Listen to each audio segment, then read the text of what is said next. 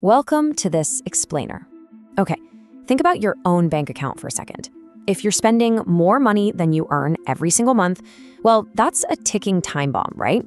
You might not feel the pinch on day one, but trust me, the math always wins in the end. Today, we're unpacking a massive, kind of silent issue.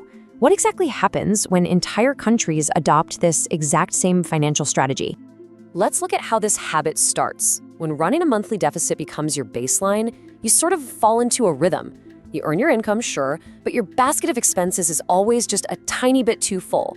So to maintain that lifestyle, you gotta bridge the gap somehow. And bridging that gap usually follows a super predictable progression. First, you drain your savings. Second, you start leaning on debt, swiping the credit cards, taking out personal loans, just to keep your purchasing power afloat. It feels pretty manageable, honestly. Right up until step 3, the bill actually arrives, and all that compounding math completely catches up with you.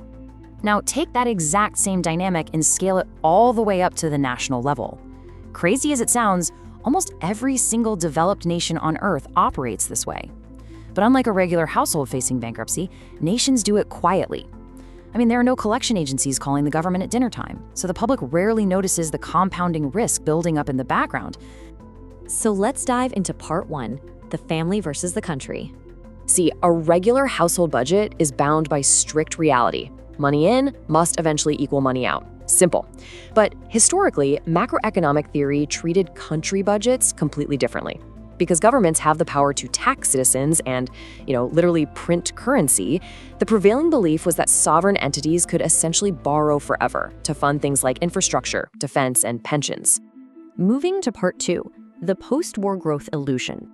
Right after World War II, the global economy experienced an absolutely unprecedented boom. Labor forces were expanding rapidly, corporate profits were soaring, and tax revenues were just flooding in.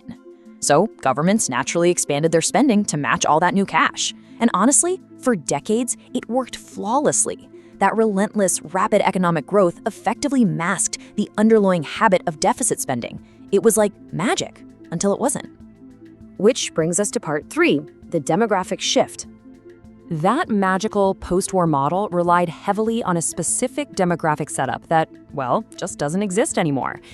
Today, populations across the globe are rapidly aging.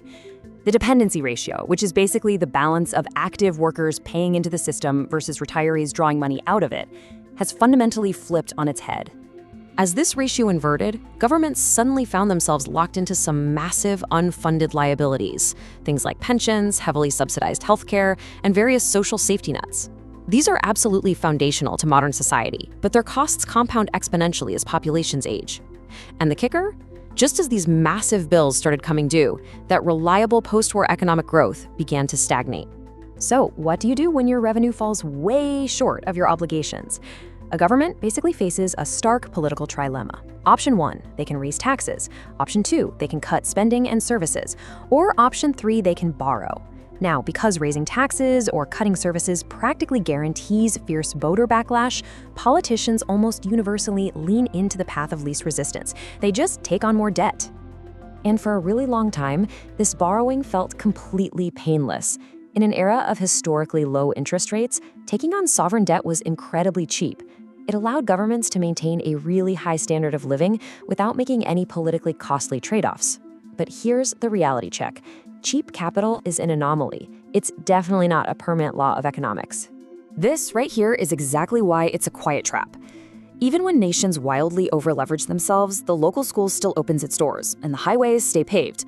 Because daily civic life functions totally normally on the surface, the electorate rarely panics.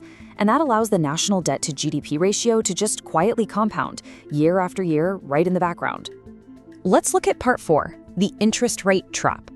Then the macroeconomic environment violently shifted. Rampant inflation arrived on the scene, forcing central banks to do the one thing that completely ruins the deficit playbook: aggressively hike interest rates. Almost overnight, the cost to service all that quiet, accumulated debt absolutely skyrocketed. The math of this shift is honestly terrifying.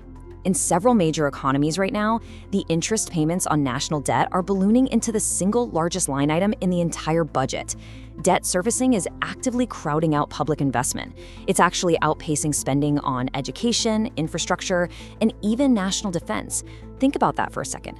That capital builds nothing and educates no one. It literally just pays for the political decisions of the past. This triggers a brutal sovereign debt spiral.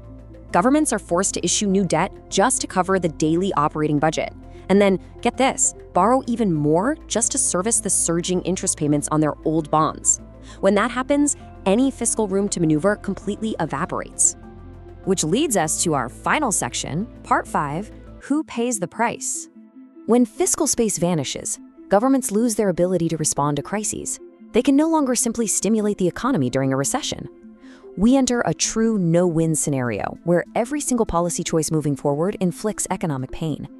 Balancing the books via austerity, that sparks public outrage. Raising taxes, that stifles economic growth. And endless borrowing simply guarantees a much more catastrophic reckoning tomorrow. Countries rarely declare bankruptcy overnight. You're not going to see some sudden, dramatic, cinematic collapse.